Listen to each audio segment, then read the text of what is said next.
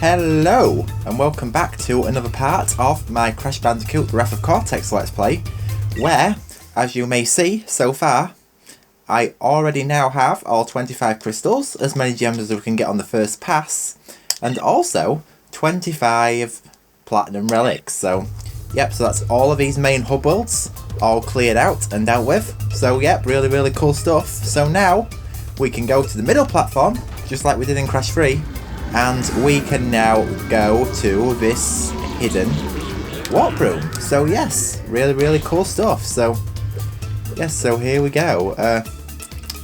So we have another 5 levels unlocked. Really awesome stuff. So yes, some very fun levels in this, but also some very weird levels. But we will find out more on that in a minute. So here we go. First off, nighttime.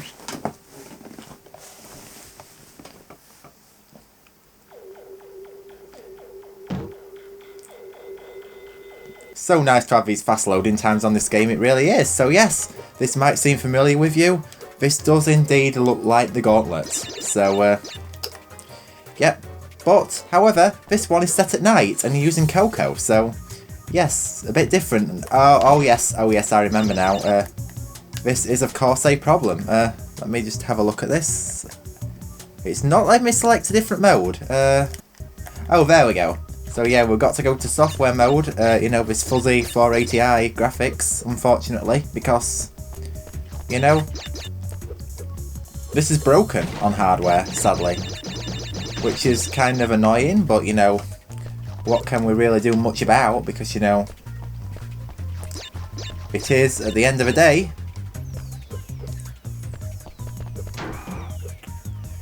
how it is with emulation. It can be kind of weird. Now, I am meaning to update in PCSX2 to a later version, so maybe that could help it, but I personally don't see so. But I mean, the game works good enough anyway, so aside from a few glitches, yes, it works totally well. So yes, I believe this is the only nighttime level in the game. Yes, it is. The only level at night where you actually use the Firefly, so... And obviously you don't go down there in this version because it's just death, it's just nitros, but...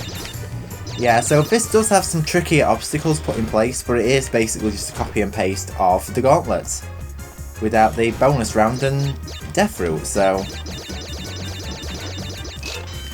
And obviously some extra traps have been put in, and some bits have been changed around. So yes, there's a clear gem hidden there. So yes, there's a clear gem hidden in each of these stages.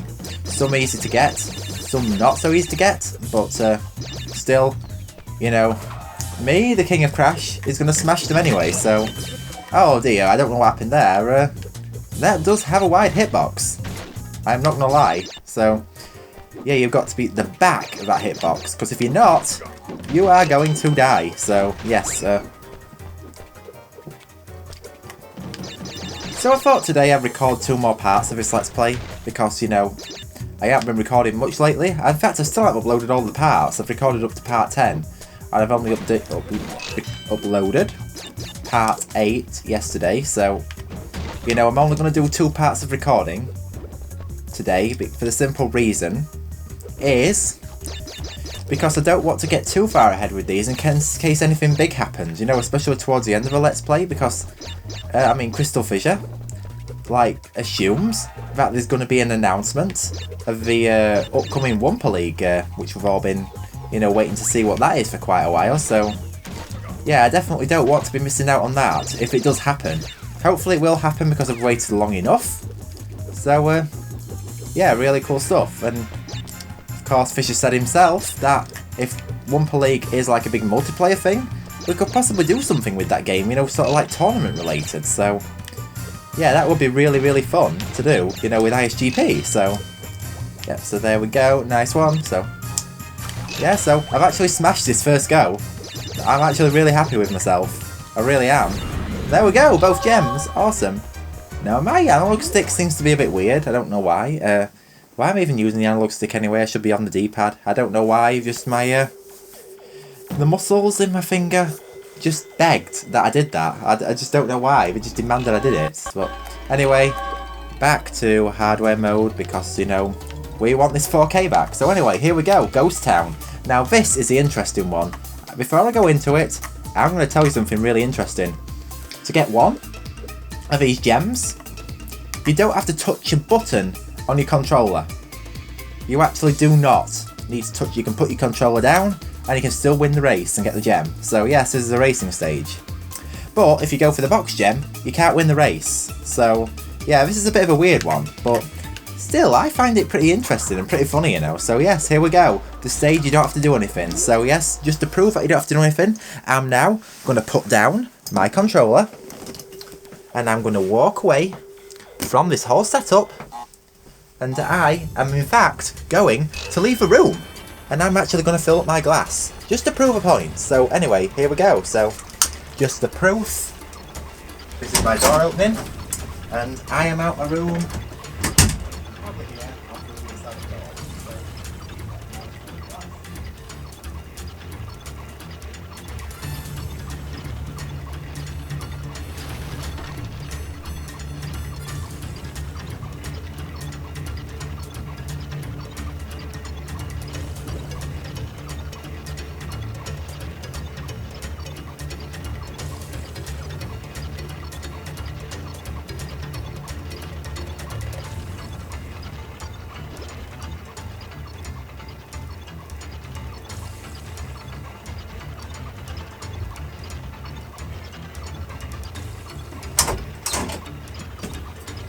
Oh, we're nearly on to the third lap. And so far it doesn't look like I'm winning. I'm not even sat back down in my seat yet, I'm really not, let alone the controller in my hand. Anyway, the controller's back in my hand now. I'm just putting my headset back on. And, as you can see, I'm in first place and I haven't even touched the button. You've just heard that I've just been outside that room. Like, I really have just been outside the room, and I'm still going to win this race. Yeah, you see, you get a shunt from in front, from behind, from crunch, and there we go, I got the gem. I didn't even touch the controller, I didn't touch the button. You just saw evidence of that. Now I'm going to show you the second part. Now, a lot of people critique the game for this. They really do. But I'm going to be brutally honest here. I actually find that to be quite cool. I really do. I actually think it's a cool addition. A lot of people criticise the game for this, but I actually find it quite funny, and it's a nice cool touch, you know. Things can be, you know, sort of generic and work well. You know, very general, like, you know, most games always are. But this adds an interesting twist, and wow, I've missed a crate already, so that means I'm going to have to suicide and restart, so yes, if I can do it, so that's a bit annoying. There we go.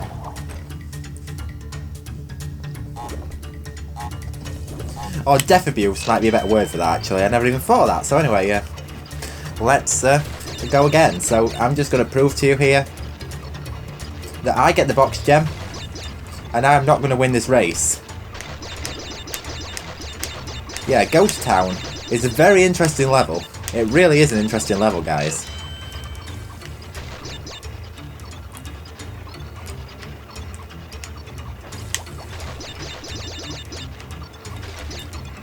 I mean, so far, just look how far ahead Crunch has got.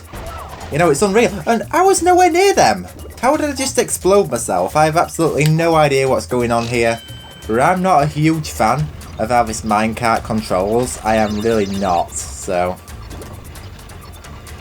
You know, it's fine in Compactor Reactor, but this is very tight control you've got to have here. And this, you know... Yeah, trust me to get the gem of winning the race so easy, but the box gem I'm sort of struggling with. You know, it is sort of a bit of a story you could follow, the same thing for, you know, let's say, for Crash 3, you know, for the plane races, for example. But, actually no, and you just saw there, but I was nowhere near those crates, so I don't understand how I even got exploded there. That makes absolutely no sense at all, so... Come on, I've got this. Right, there we go. So that's most of the crates done and out of the way. So I don't need to really be worrying about them anymore. And wow, my controller just went all funny then. The light bar started flashing. That's probably because I've got the controller in my lap. That could have a lot to do with it, but still, regardless, you know, it hasn't really affected my chances of winning this race.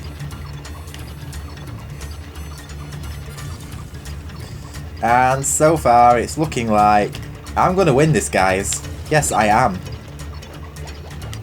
No! Oh! Am I stupid or what? I just went straight... I thought that was a detonation box. Oh, damn it.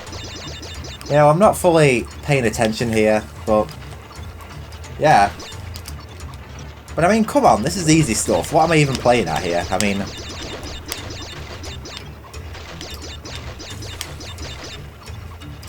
but I nearly actually managed to win the race for once, but... I still don't think it's really possible. But we're going to find out. We're going to take the same path as we did before. But that being said, Crunch is already quite a big good distance ahead. So, I don't know what made me so fast the last time. But I'm pretty sure this time it's not going to be any slower than last time anyway. So, we're going to find out what's going to happen in a minute.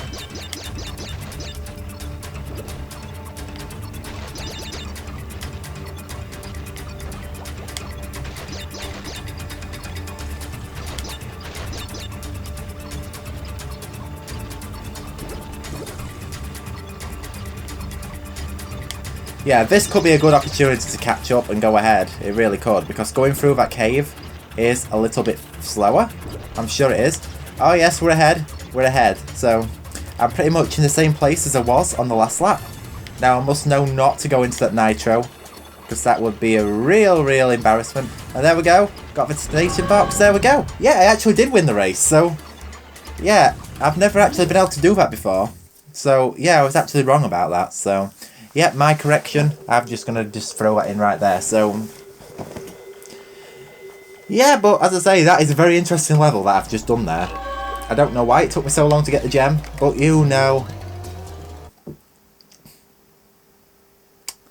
That's just the way it plays out. So, here we go with Station Bandicoot. So, basically, this is Wrath of Cortex equivalent of Rings of Power.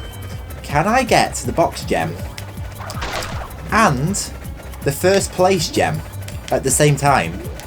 We will find out. So you've got to take it a bit steady, but I'm just going to say that Polar Bear is not exactly the fastest of NPCs in this game. So I think I'm going to play. Actually can play this pretty safe and get both gems here. You know, it's fun to do challenges like this, even though there's absolutely no reward or gain or advantage of doing this. You know, you still can at least, you know, do it for fun. You know, it's not necessarily all about the going, you know, getting the best skill level. It's all about the fun. Although I actually am, I'm not gonna lie, doing both things at the same time here. So,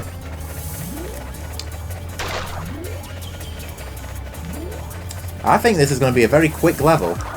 So any time I've wasted in the last level, I've just got back in here. So here we go. We got the nitro detonation.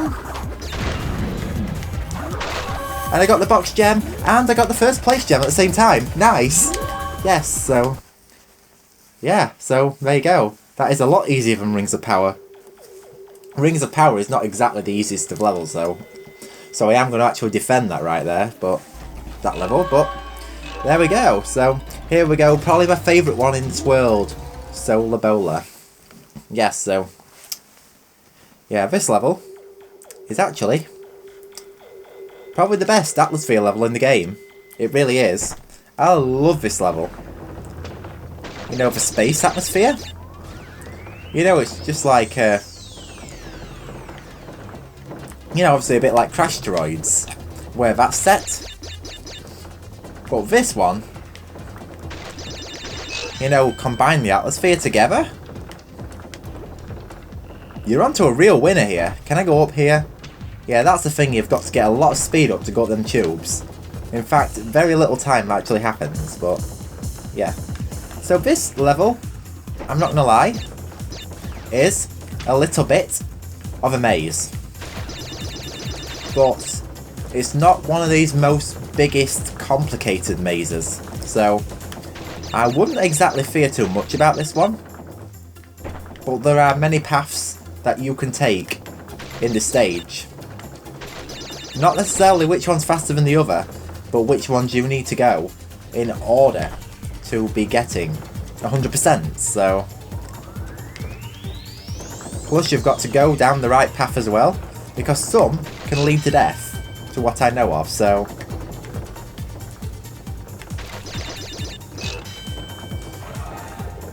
But regardless, this is an amazing track. The soundtrack to this stage is beautiful as well. I mean, I'm not gonna lie, it is the sound that they use for the credits too. But as somebody who loves the atmosphere levels, this is actually paradise. I really do love this level. Now, obviously this is what I mean by some leading to death, as you can see here. And I feel like I've taken a wrong path. Oh, I have. I've taken a wrong path. So I know to take this close path last on the next go. So that's what I'm going to do. So I'm going to go for the far right path first. And I am going to go around this way. So...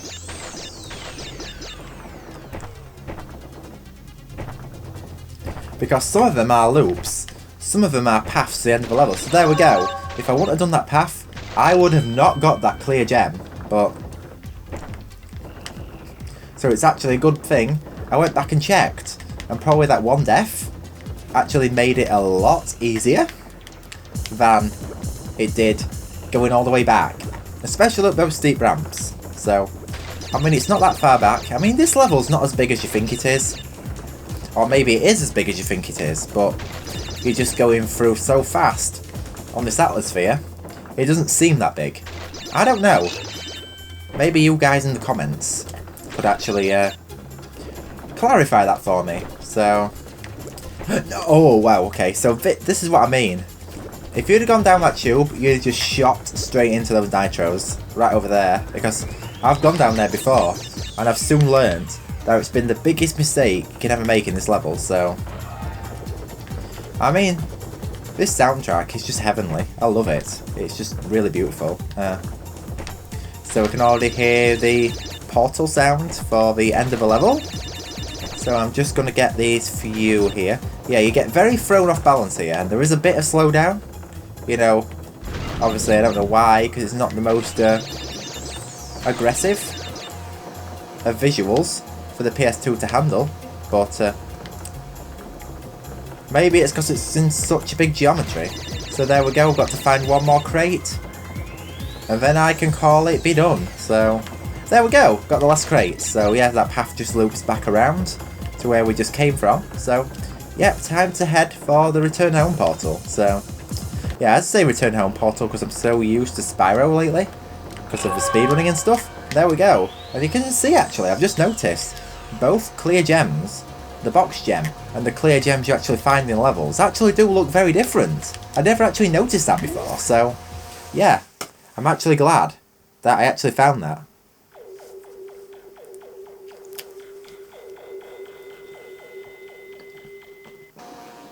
So anyway, let's get out of here and do this final stage, Force of Nature, which, I'm not gonna lie, this is not my favourite stage at all in the game. In fact, it's probably one of my least favourites. It's another snowboarding stage. But this one is, you have controllable speed, but you need to use the speed boost for jumps. And alright, I died already. That's what I mean, because things just come up so blindly. And as you can see, there is a missing skybox in this. But if you put it in software mode, it does reappear, and there is working fog. But, you know, obviously I favour the visuals, so I've gone back to 4K. So, yeah, that's just me. It's personal preference, but if you like the game to look original, Lucas, if you are watching this, yeah, I'd go for it's all personal preference. There is no right or wrong. But I mean, having this game in widescreen does sort of help me in a stage like this. And oh wow, the drawing in the back does look very weird, because you guys can probably watch this on the Let's Play that you're watching back, but I can't exactly look at it too much for the simple reason I've got to focus on what's coming ahead, not what's in the far distance. So it probably don't bother me, but it might bother you. So yep, so here's an example where you got a boost, there we go. So yes, this is one annoying thing about this stage. A, it is very long. And B, there are no checkpoints, which not gonna lie, is just ridiculous. It really is. You'd think they would put them in. If they can put them in Avalanche, or they can put them in the Polar levels in Crash 2, I'm pretty sure they can put them in this. You know, this game was a bit rushed through towards the end with development, but then again, once again, cannot complain too much because this did give us a PS2 Crash game, or a 6th generation Crash game, so we actually did get something out of this in the end, including this Let's Play, so yeah. And of course, I hopefully one day hope to get onto the other Crash 4, which we'll probably be seeing a little bit of that after the new year, so yeah, I'm going to save that for 2022, there we go, so here we go. I did not need to get that because the Nitro would have just detonated on that anyway, but I am praying I'm towards the end, and yes, as soon as I say that, I hear the return home portal. There we go. So here we go. We actually got the gem for a change. Well, both gems. So yeah, you can definitely see clearly how both of these gems look so different.